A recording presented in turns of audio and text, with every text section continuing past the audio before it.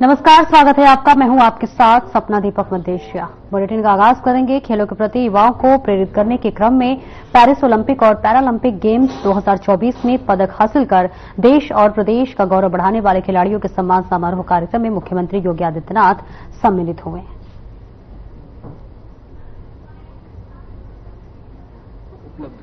वंदे वंदे वंदे। Paris Olympic एवं Paralympic games 2024 के खिलाड़ियों के सम्मान के लिए आयोजित आज के इस समारोह में उत्तर प्रदेश सरकार में मंत्रिमंडल के मेरे वरिष्ठ सहयोगी, उप मुख्यमंत्री श्री ब्रजेश पाठक जी, प्रदेश सरकार के वित्त एवं संसदीय कार्य मंत्री श्री सुरेश कुमार खन्ना जी, भारतीय जनता पार्टी के प्रदेश के कर्मठ और लोकप्रिय अध्यक्ष चौधरी भूपेंद्र सिंह जी, प्रदेश सरकार के खेल मंत्री श्री गिरीश चंद्र यादव जी, लखनऊ की महापौर श्रीमती सुषमा खरकवाल जी, माननीय विधायक डॉक्टर नीरज वोरा जी, अवनीश कुमार सिंह जी, भारतीय जनता पार्टी के प्रदेश महामंत्री श्री संजय राय जी, खेल विभाग के सभी अधिकारीगण, शासन और प्रशासन से जुड़े हुए हमारे सभी वरिष्ठ अधिकारीगण,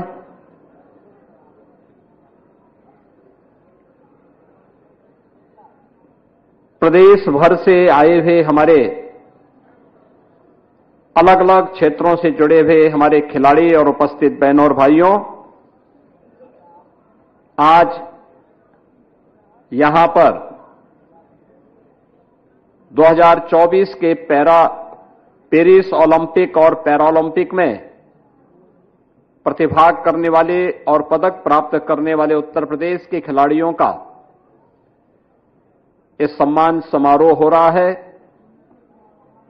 इस अवसर पर अभी मंच पर उन खिलाड़ियों का सम्मान किया गया है।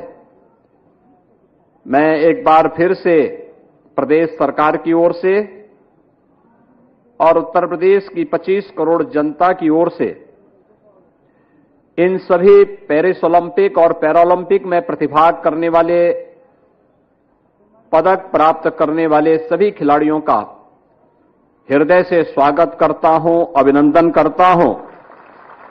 और आज जो सम्मान उन्हें यहां प्रदान किया जा रहा है, इसके लिए उन सबको हृदय से बधाई भी देता हूं।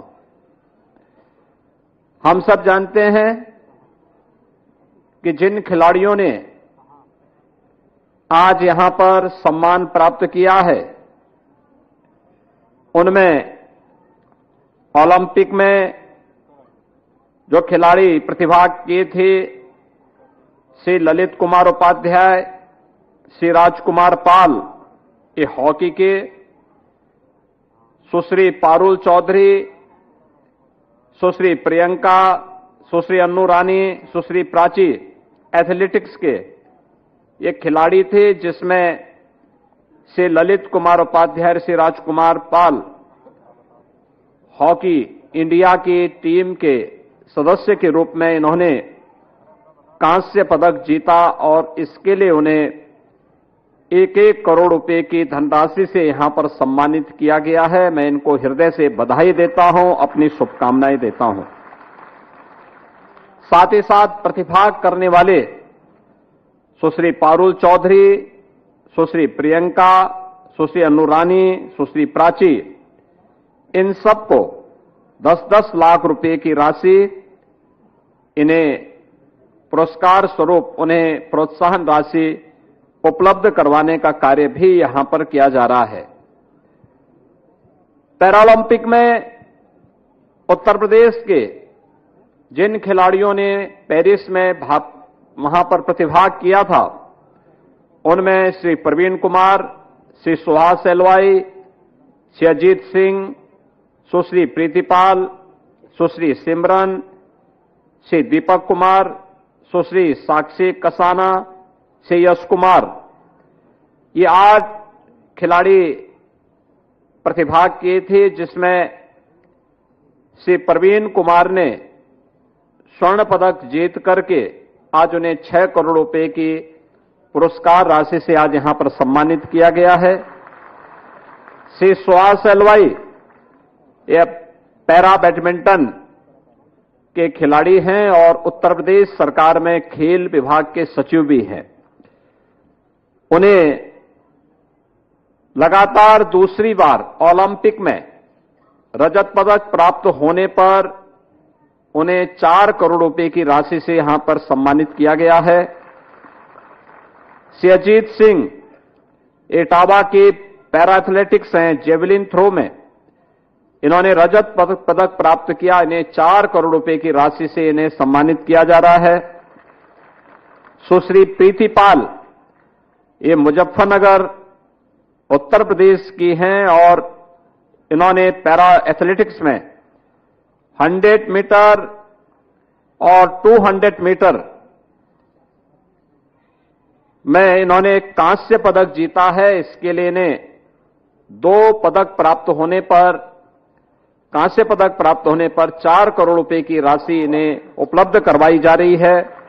सुश्री सिमरन पैरा एथलेटिक्स हैं, 200 मीटर की दौड़ में इन्होंने कांस्य पदक जीता है, 2 करोड़ रुपए की राशि से। दीपेश कुमार इन्होंने पैरा एथलेटिक्स में जेवलिन थ्रो में प्रतिभाग किया था, इन्हें 10 लाख रुपए। सुश्री साक्षी कसाना पैरा एथलेटिक्स में डिस्कस थ्रो में इन्होंने प्रतिभाग किया था, इनके लिए 10 लाख रुपए।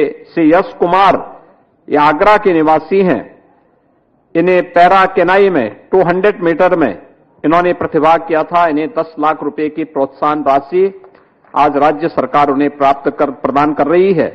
मैं इस अवसर पर इन सभी खिलाड़ियों को हृदय से अभिनंदन करते हुए बधाई देता हूं, अपनी शुभकामनाएं देता हूं। इसके साथ ही प्रशिक्षकों का भी सम्मान हो, क्योंकि वही तैयार करती है इस पूरी पीढ़ी को। लगातार इस फील्ड में क्या परिवर्तन हो रहे हैं, कैसे हमें खिलाड़ियों को तराशना है और कैसे किसी इंटरनेशनल प्रतियोगिता की दृष्टि से उन्हें तैयार करना है, इसके लिए जिन प्रशिक्षकों को आज यहां पे सम्मान किया गया है, श्री गजेंद्र सिंह पैरा एथलेटिक्स हैं, कांस्य पदक के लिए इन्हें सम्मानित किया गया है। श्री गौरव खन्ना ये पैरा बैडमिंटन में प्रशिक्षित खिलाड़ी, जो इनके द्वारा प्रशिक्षित खिलाड़ी हैं, श्री सुहास एलवाई ये रजत पदक इन्हें प्राप्त हुआ, इन्हें सम्मानित किया गया। श्री राकेश कुमार यादव पैरा एथलेटिक्स में अजीत सिंह के प्रशिक्षक हैं और doctor Satyapal Singh para athletics में श्री प्रवीण कुमार के एथलेटिक्स इसके प्रशिक्षक हैं, इन्हें भी आज यहां पे सम्मानित किया गया है। मैं इन चारों प्रशिक्षकों का भी आज यहां पे हृदय से अभिनंदन करते हुए उन्हें हृदय से बधाई देता हूं, अपनी शुभकामनाएं देता हूं। बहनों और भाइयों, प्रतियोगिता छोटी हो या बड़ी, वह हमें आगे बढ़ने का एक अवसर प्रदान करता है और ओलंपिक में प्रतिभाग करना ही बहुत कठिन कार्य है। उसके लिए परिश्रम करना होता है, उसके लिए उसके अनुरूप अपने आप को तराशना पड़ता है। और ये जितने भी खिलाड़ी हैं जिन्हें आज यहां पर सम्मानित किया गया है, इन खिलाड़ियों ने बहुत परिश्रम किया। परिश्रम की जो पराकाष्ठा है उसको छूने का काम किया, तब वह देश का प्रतिनिधित्व ओलंपिक जैसी प्रतिष्ठित मंच पर जाकर के इन्होंने अपना झंडा गाड़ा, अपने देश का झंडा गाड़ा और देश की प्रतिष्ठा को बढ़ाने का काम किया। तो स्वाभाविक रूप से देश की प्रतिष्ठा बढ़ेगी। उत्तर प्रदेश का निवासी है तो उत्तर प्रदेश का सम्मान स्वयं बढ़ जाएगा। और आज इस कार्यक्रम को इसी दिशा से आगे बढ़ाने का कार्य किया गया। हम सब जानते हैं कि आज देश के अंदर खेल का जो माहौल बना है, उस खेल के माहौल के लिए प्रधानमंत्री मोदी जी के नेतृत्व में पिछले 10 वर्ष के अंदर जो एक नियोजित प्रयास हुए हैं, वह परिणाम आज हम सबको देखने को मिल रहा है। पूरे देश के अंदर एक वातावरण देखने को मिल रहा है और उस वातावरण का परिणाम आप याद करिए, प्रधानमंत्री जी ने खेलो इंडिया खेलो से इस अभियान का शुभारंभ किया था। इसके बाद फिट इंडिया मूवमेंट, सांसद खेलकूद प्रतियोगिता, और अब तो शहर हो या गांव या विश्वविद्यालयों के स्तर पर अब लीग प्रतियोगिताएं प्रारंभ हो चुकी हैं। मैं इस बार देख रहा था, ग्रामीण खेलों के लीग आज जब प्रारंभ हुए हैं, इसमें अलग अलग क्षेत्र के अलग अलग खेलों के लिए एक प्लेटफॉर्म प्राप्त हो रहा है और खिलाड़ियों को आगे बढ़ने का अवसर भी प्राप्त हो रहा है। लेकिन इसके लिए इंफ्रास्ट्रक्चर की आवश्यकता, क्योंकि अगर खिलाड़ी के लिए इंफ्रास्ट्रक्चर नहीं है, अच्छे प्रशिक्षक नहीं है, तो फिर उसका कोई मायने नहीं। और सरकार ने इस पे ध्यान दिया। आज डबल इंजन की सरकार इस पे लगातार ध्यान दे रही है। आज उत्तर प्रदेश के अंदर अगर हम स्टेडियम की बात करते हैं तो आज के दिन पर उत्तर प्रदेश के अंदर 84 स्टेडियम, 67 बहुउद्देशीय हॉल, 38 तरणताल, 15 सिंथेटिक हॉकी स्टेडियम और 3 सिंथेटिक रनिंग ट्रैक भी आज उत्तर प्रदेश के पास मौजूद हैं।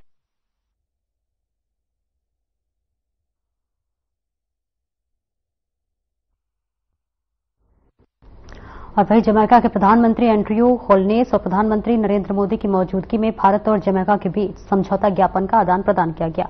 इस मौके पर प्रधानमंत्री मोदी ने कहा कि वो जमैका के प्रधानमंत्री होलनेस और उनके प्रतिनिधिमंडल का स्वागत करते हैं। प्रधानमंत्री होलनेस भारत के लंबे समय से मित्र रहे हैं। देते हैं प्रधानमंत्री होलनेस लंबे समय से भारत के मित्र रहे हैं।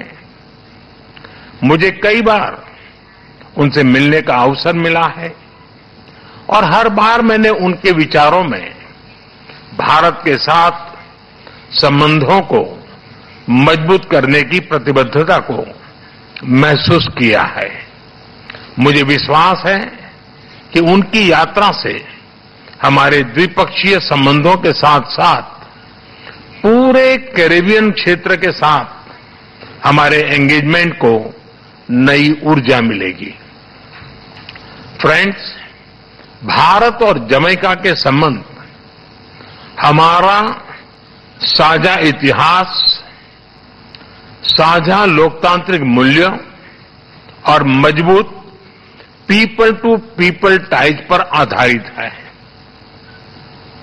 4 C's हमारे संबंधों को अंकित करते हैं: कल्चर, क्रिकेट, कॉमनवेल्थ और कैरिकॉम। आज की बैठक में हमने सभी क्षेत्रों में अपना सहयोग सुदृढ़ करने पर विचार किया और कई नए इनिशिएटिव्स की पहचान की। भारत और जमैका के बीच व्यापार और निवेश में वृद्धि हो रही है। जमैका की विकास यात्रा में भारत सदैव एक विश्वसनीय और प्रतिबद्ध डेवलपमेंट पार्टनर रहा है। इस दिशा में हमारे सभी प्रयास जमैका के लोगों की आवश्यकताओं पर आधारित रहे हैं। आईटेक तथा आईसीसीआर स्कॉलरशिप के माध्यम से हमने जमैका के लोगों के स्किल डेवलपमेंट और कैपेसिटी बिल्डिंग में योगदान दिया है। डिजिटल पब्लिक इंफ्रास्ट्रक्चर, लघु उद्योग, biofuel, innovation, health, education, agriculture जैसे क्षेत्रों में हम अपना अनुभव जमैका के साथ साझा करने के लिए तैयार हैं। रक्षा के क्षेत्र में भारत द्वारा जमैका की सेना की ट्रेनिंग और कैपेसिटी बिल्डिंग पर हम आगे बढ़ेंगे। Organised crime, drug trafficking, terrorism हमारी साझा चुनौतियां हैं। हम मिलकर इन चुनौतियों का सामना करने पर सहमत हैं। स्पेस सेक्टर में भी हमें अपना सफल अनुभव जमैका के साथ साझा करने में खुशी होगी। फ्रेंड्स, आज की बैठक में हमने कई वैश्विक एवं क्षेत्रीय मुद्दों पर भी चर्चा की। हम सहमत हैं कि सभी तनावों और विवादों का समाधान बातचीत के माध्यम से किया जाना चाहिए। हम मिलकर वैश्विक शांति और स्थिरता सुनिश्चित करने के लिए अपने प्रयास जारी रखेंगे। भारत और जमैका एक मत है कि यूनाइटेड नेशन सिक्योरिटी काउंसिल सहित सभी ग्लोबल इंस्टीट्यूशंस में सुधार आवश्यक है। इन्हें समकालीन रूप देने के लिए हम साथ मिलकर काम करते रहेंगे। फ्रेंड्स, भारत और जमैका के बीच भले ही विशाल महासागरों की दूरी हो, किंतु हमारे मन, हमारी संस्कृति और हमारा इतिहास एक दूसरे से जुड़े हैं।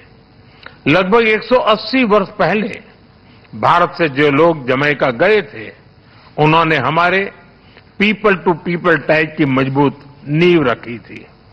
आज जमैका को अपना घर मानने वाले लगभग 70,000 भारतीय मूल के लोग हमारी साझा विरासत का प्रत्यक्ष उदाहरण है।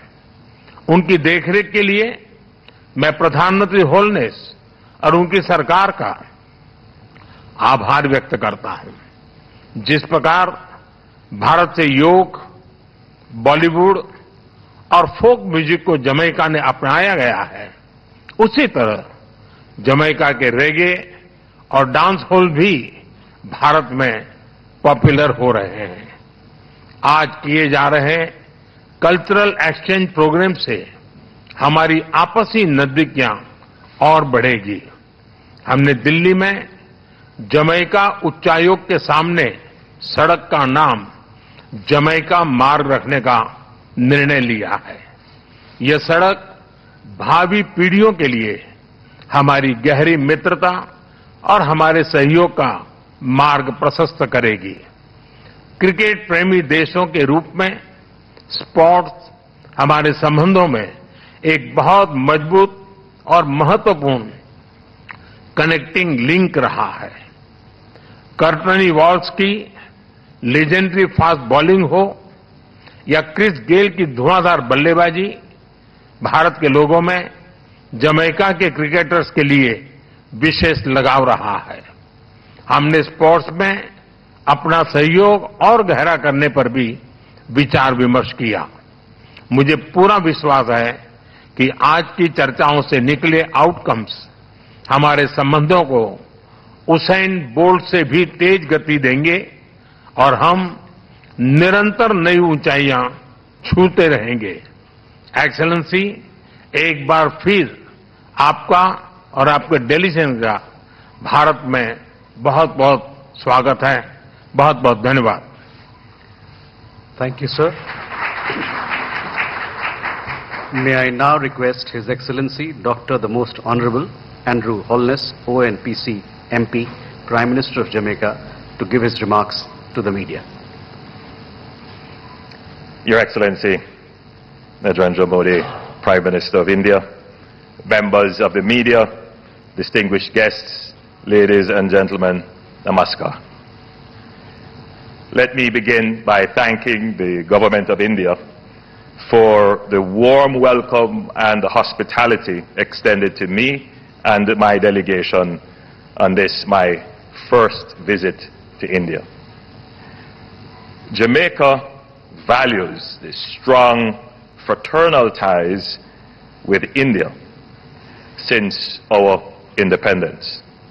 Our relationship, however, predates the formal establishment of diplomatic ties, as Indian migrants came to Jamaica in the 1800s at a crucial juncture in the economic history of Jamaica.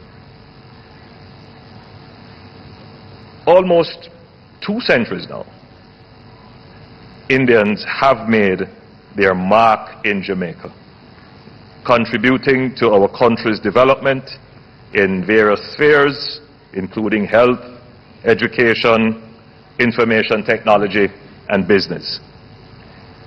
Their contribution to Jamaica's rich cultural heritage is also evident in our cuisine, music, and dance. In recognition of this, we celebrate Indian Heritage Day annually on the 10th of May to commemorate the arrival of the first Indians in 1845. Our strong people-to-people exchanges over the decades form the backdrop for our bilateral engagement today. Having had very fruitful talks with Prime Minister Modi, I can say with confidence that today heralds a new phase in Jamaica-India bilateral relations. Our discussions touched a range of issues of mutual interest, including health, agriculture, digital transformation, film, education, sports, tourism, and many other subjects. While we have largely recovered from the COVID-19 pandemic, I must convey on behalf of the government and people of Jamaica our sincere gratitude to the government and people of India for the tremendous support provided to us during our time of need as part of your vaccine friendship scheme. We are immensely grateful that we could count on India as a true friend and partner during those difficult times. As Jamaica continues its development journey, we must urgently build our human capital to ensure that we can thrive and succeed in a technology-driven world. We are therefore grateful for the scholarships and high-quality training provided by the Government of India under the iTech program, from which hundreds of Jamaica nationals have benefited over the years. As India positions itself as the knowledge capital of the world, we recognize the remarkable strides made by... और फिलहाल इस bulletin में इतना ही। दीजिए इजाजत। नमस्कार।